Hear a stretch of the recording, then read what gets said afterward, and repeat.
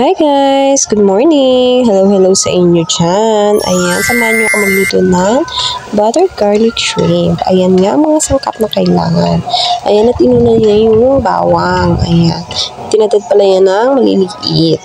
Ayan, pag medyo na-brown na siya, pwede nang ilagay yung sibuyas. Ayan nga, para mas manamis-namis. Wow! Ayan, halu-haluin lang hanggang sa lumabas yung kanyang aroma. Pagtapos nga ay isunod na yung butter. Ayan, para mas malinamnam. Kaya nga, di ba, buttered garlic shrimp. Ayan, sana naman ay nasusundan nyo yung aking procedure. Yung iba, may kanya-kanya talagang pagluto. Pero ito din naman yung way namin ng pagluto ng buttered garlic shrimp. Kaya don't judge, guys, ha? Ayan nga, antayin lang natin matunaw yung butter bago ilagay yung ating mahiwagang hipon. Ayan. Wait lang ng konti, guys.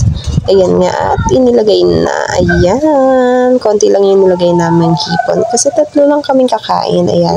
Ilagay na rin ang panimpla ng soft drinks. Hindi ko na sasabihin yung brand.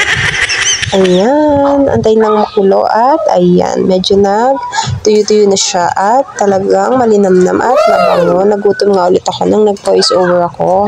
Ayan, sana naman ay may natutunan kayo at nag-enjoy kayo sa aking munting video. Ayan lang guys, for now.